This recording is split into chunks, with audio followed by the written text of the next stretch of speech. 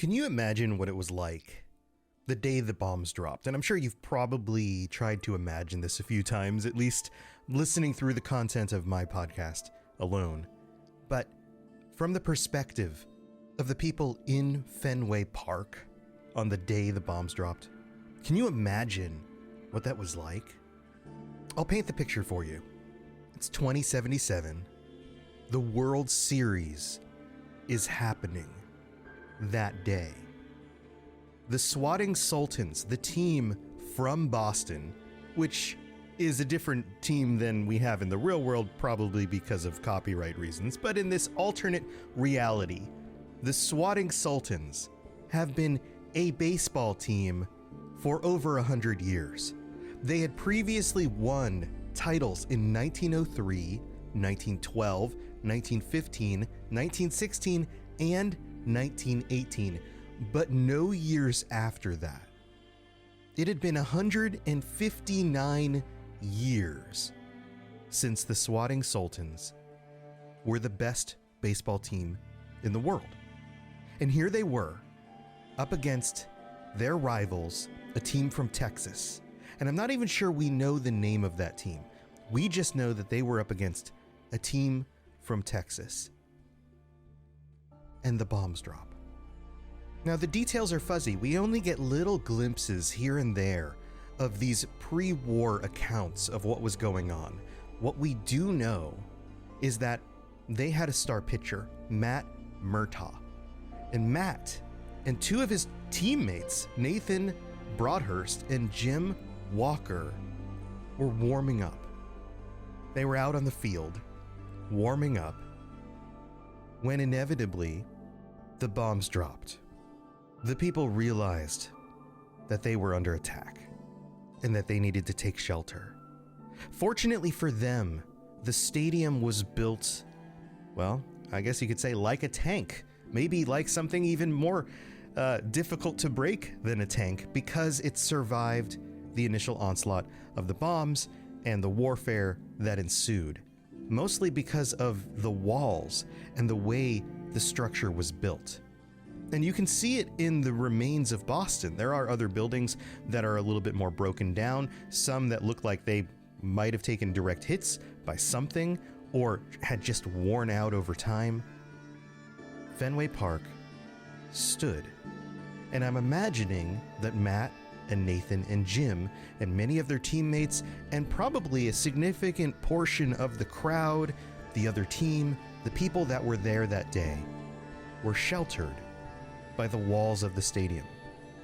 Now, what that actually looked like, you'd have to use your imagination, because we don't have pictures, we don't have a video, we don't even have a very descriptive explanation for what they went through, beyond the transcript of Nathan's autobiography. So what do we know? Well, according to Nathan Broadhurst, this is what we know. His transcript starts by saying, "My name is Nathan Broadhurst, and here is my story of how I went from a famous baseball player to a lonely but content old man." He survived for a time after the bombs dropped. "I can still remember, clear as day, it all started. It was the morning before the biggest baseball game of the year. It was us, the Swatting Sultans versus Texas. No other name, just Texas. I showed up early with Jim Walker and Matt Murtaugh. Matt had been worried sick because he was first up to pitch, so Jim and I were helping him warm up. Little did we realize the biggest day of our life was larger than we expected. I was up at bat when we felt everything shake. Thank God for those massive green walls, otherwise we would have been toast. We assumed it was an earthquake at first, until that terrible sound and the burst of dust overhead. I remember watching half of the chairs in the outfield being blasted to hell. Once the worst of it appeared to be over, Matt was in a rush to head back to Atlanta to make sure his family was okay. Never found out if he made it back or not. I went with Jim and headed west so we could meet up with my fiancée, Janice, who was also Jim's sister. They had grown up in Charleston, West Virginia. together before Jim moved up here. We were originally going to take a more coastal route, but we heard that New York was even worse off than Boston. We ended up taking Highway 90 onto 84 until we joined a group in Hartford who was headed to Pittsburgh. Shortly after we parted ways in Altoona, Jim and I ran into some trouble. It was this little town called Bedford, which had already walled themselves in. Some bald putz came storming out with this group of assholes on bikes. They pinned us down, tied us up, and locked us in an old bank. Luckily, it didn't take us long to cut ourselves free, find our bats, and get onto the roof. But when we jumped onto the next building, someone shot Jim midair. He was dead even before he hit the street below. He'd been my best friend for years. I had just watched someone shoot him like he was nothing. I had no choice but to run before they got me too. It nearly took me another week to make it to Charleston. When I got there, no one had seen or heard of Janice for weeks. I searched for months, but never did find her. For all I know, we passed her on the way here. After a few years, I decided to settle down with a group of welcoming and bright-eyed settlers. We built our home here on the cliffs, and it is here I am content to die. I leave behind my story and my once famous bat in the hopes that it'll inspire or help anyone who needs it. So although Nathan's explanation of what happens is very touching or crushing in different ways, it only fills in the blanks a little bit about what happened that day at the stadium. And this is a normal dilemma for the content of Fallout, for the fans and the people who play the games. So much of this pre-war information is very limited. I get questions all the time where people are like, hey, do more pre-war stuff, share more information about these other things. And it's actually very, very limited. So we have to use our imaginations and speculate. That's why speculation is so popular with this series, because the details that we do get often leave us wanting. So what else do we know about this location? Fenway Park, which eventually becomes Diamond City, which is one of the most important locations that you visit in Fallout 4.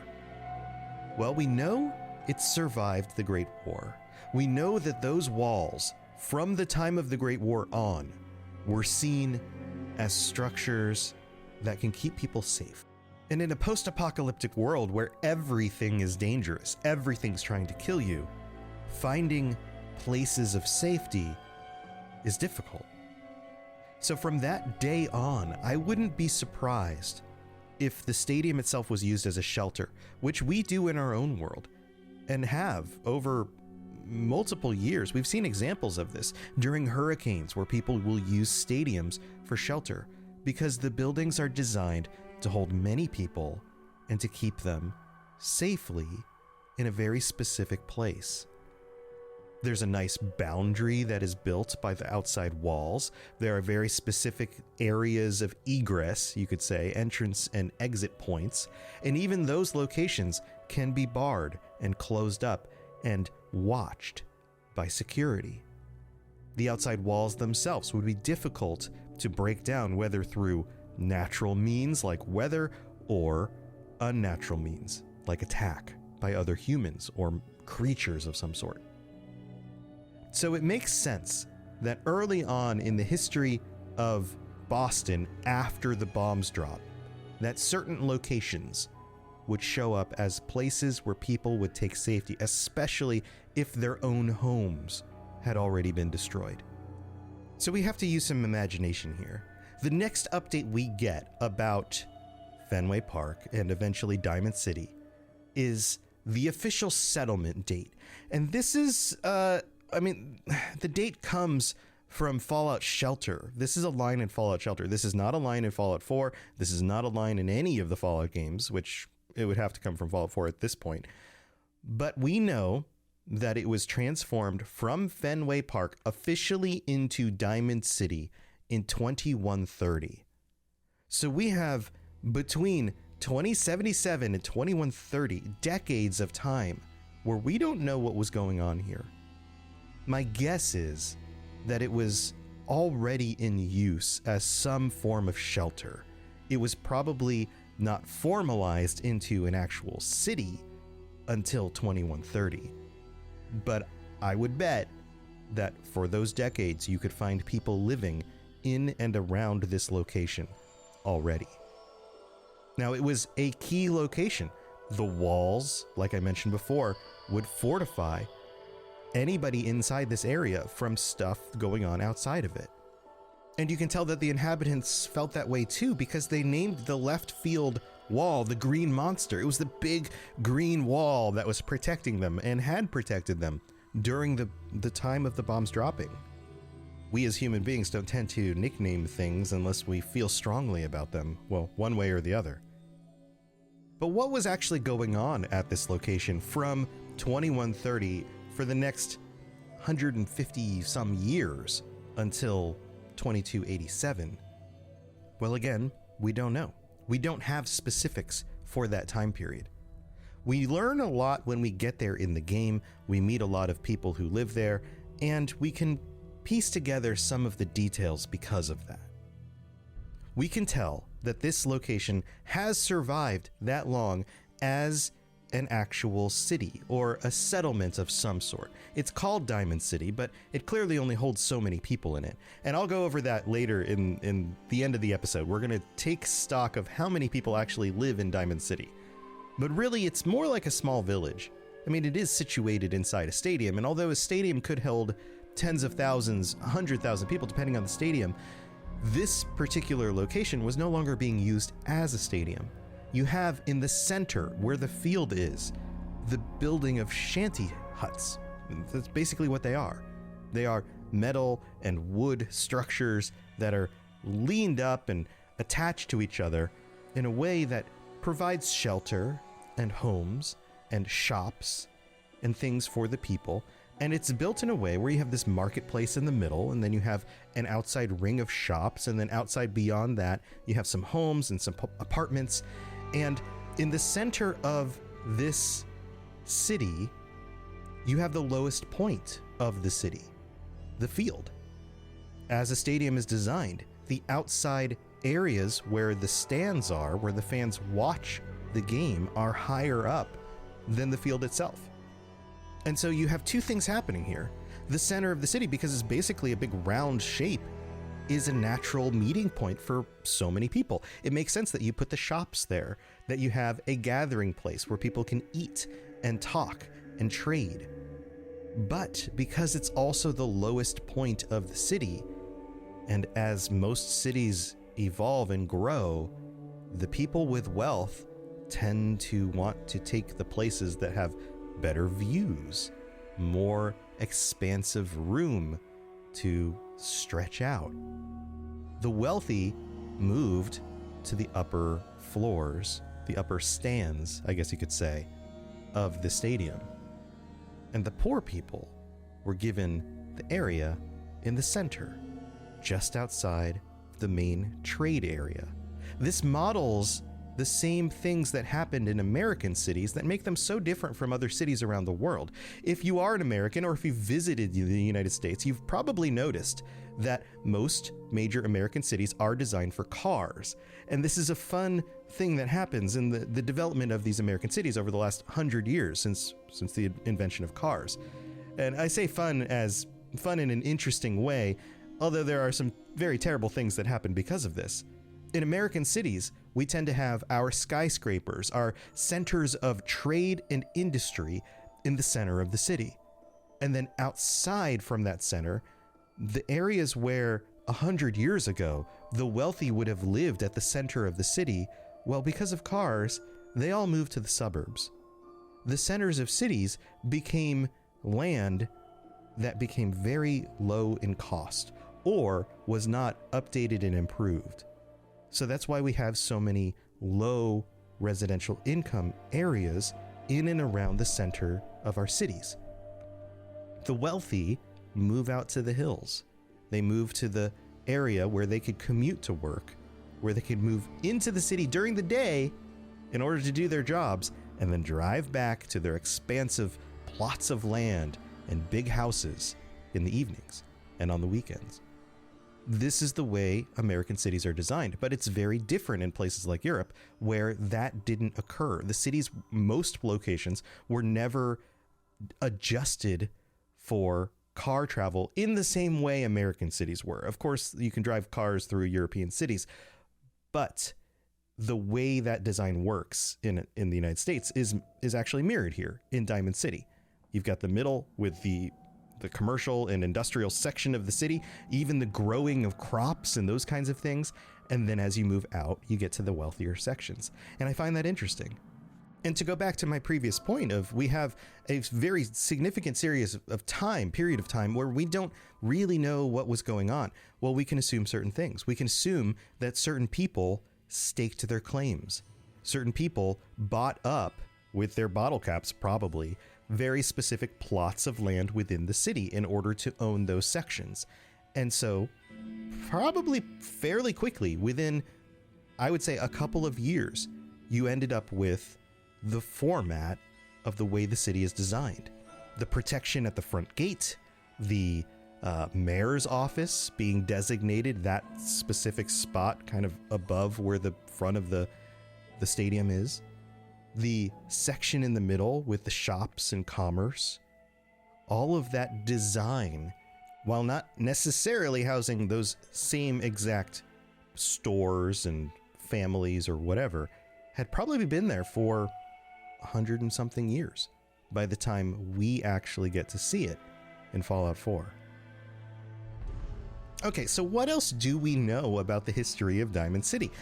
Well, the information is fairly sparse, but we do have some details about things that have happened, say, in the last 100-ish years. In 2180, the Minutemen, who were around in 2180, defended the city from an attacking horde of super mutants. Now, this was actually part of the militia's actual rise to prominence in the Commonwealth. This event basically put them on the map. People realized that they were doing these things, that they were a good, basically a good for the people of the Commonwealth. And they've been around since. Now, if you've experienced this location in Fallout 4, you know, even right off the bat, when you show up at Diamond City, that there is a problem with synths, and there is a problem with people being called out as synths who maybe or maybe aren't. There's a lot of suspicion, and this city has been dealing with this for a very long time. In 2229, remember, the current date is 2287, so this is almost 60 years before the current time in Fallout 4. There was a visitor named Mr. Carter who decided to open fire at the Diamond City Bar in the center of town. This killed a number of people. Security eventually takes him down, and then he's autopsied.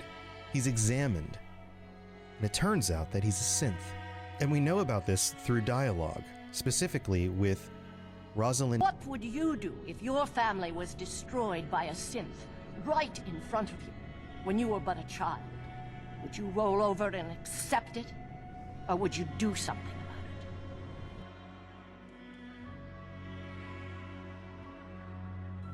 it? The sole survivor asks, what happened to you? Rosalind says, in Diamond City, a lifetime ago, my parents and 8 others were massacred by someone. At first, we thought the maniac was human, but that was the day we learned of the Institute's latest creations, the synths.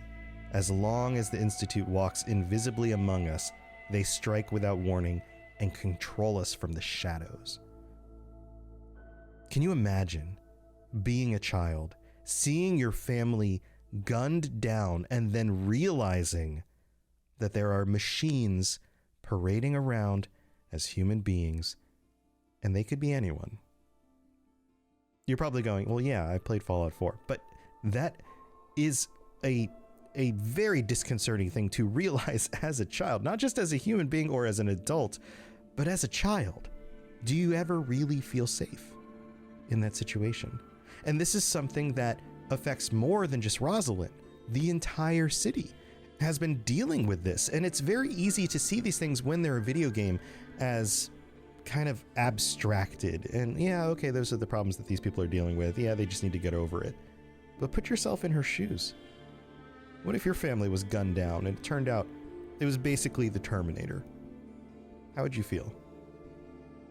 So this incident itself plants these seeds, this concept, this fear among the people in the city.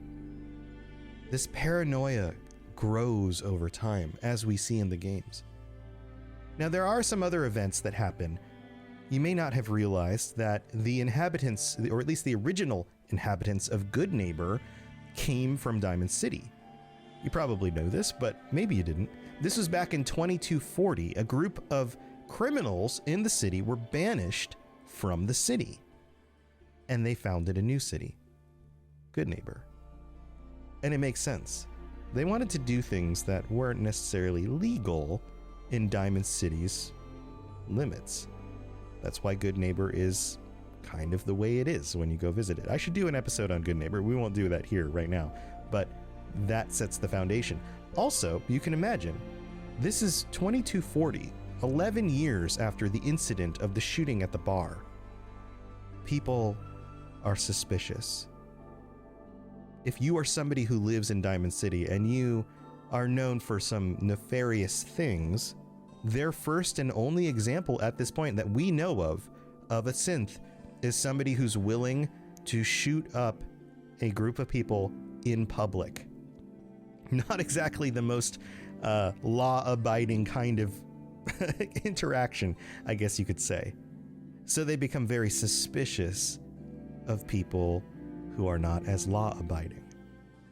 And they can't just kill everyone and lock them up. So they kick them out.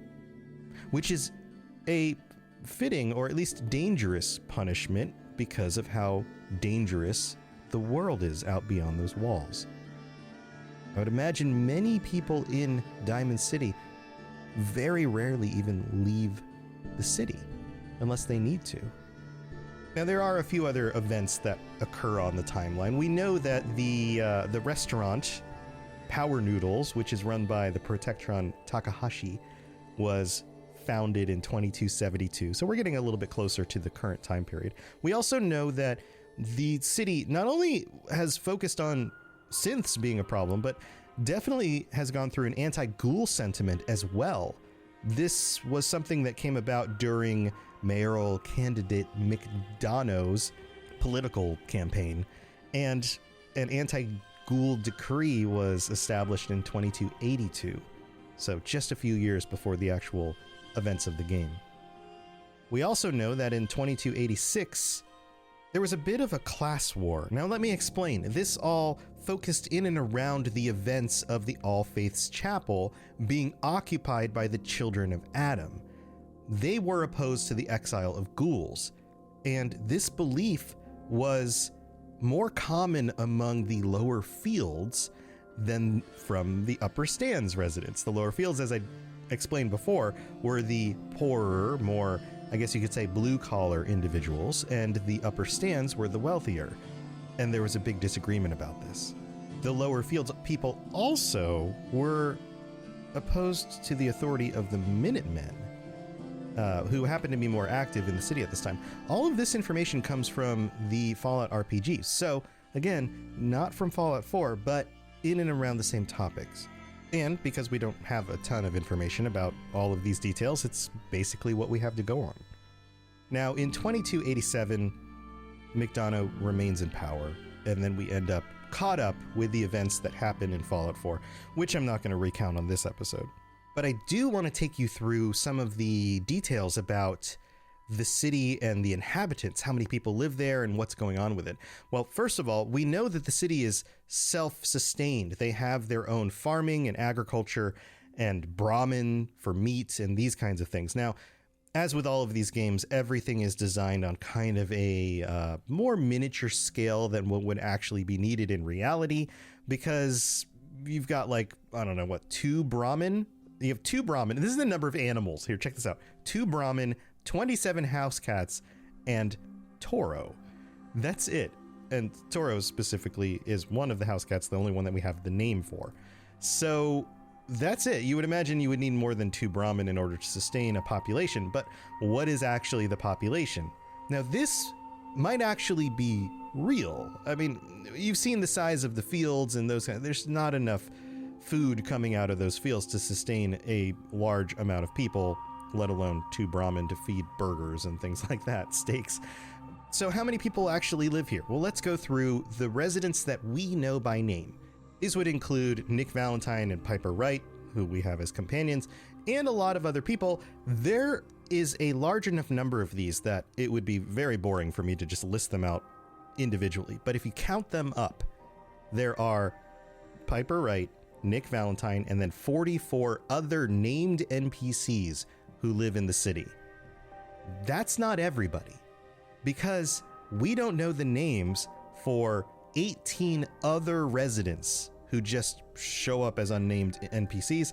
Also, there are 20 Diamond City security officers we also don't know by name. Now, if you want to include some of the robots as well, there are 2 iBots and 1 police protectron also. Now, some of the inhabitants that we do know by name are robots as well, so this includes those robots in that tally of 44. So altogether, we end up with the 2 companions, 44 residents, and then, not counting the Brahmin and house cats, 20 Diamond City security offers, 18 other unnamed residents with 2 iBots and 1 protectron. The total number comes to 87 people, or people and robots, or synths. You could say 87 people live in Diamond City. It is much more like a village. So I guess the question then is this a Skyrim situation where you have a place like Whiterun and you're like, oh, there's like 40 people that live there, but it's the biggest city in Skyrim, or that kind of thing. Whiterun's not necessarily the biggest city. But is it one of those situations where we have just kind of this example of a city and the people who live there, but we're supposed to imagine it's a much bigger place, but, you know, video games, so we're going to keep it smaller and a little bit easier to get around and at least talk to everyone and program a number of people. Because if imagine Diamond City was, let's say, 500 people, which is still not the size of a city, that would be really big. You would take a lot of room to put all those people. Plus, would they even fit inside Fenway Park? Probably not. They would need to expand to the areas outside of that, but the areas outside of that are more dangerous. So maybe in this situation, that number of people makes sense, because that's about as many people as you could comfortably fit to live in this location. Now, I'm sure some of you are going to say, well, yeah, but stadiums can hold thousands of people. I'm sure you could fit more people than that. But that's because you're sitting on a bench next to the person next to you, shoulder to shoulder, and you're taking up all of like 2 by 2 square feet. When you want to have a home and a business and crops and extra land, each individual takes a lot more space than just 2 feet. But maybe that is a small number. Maybe there could be more people here, and that would be more realistic. I at least know that with the animals, it makes sense that there would be more than just 2 Brahmin and a house cat for like 1 out of 4 people. Or 3. Close, somewhere in there.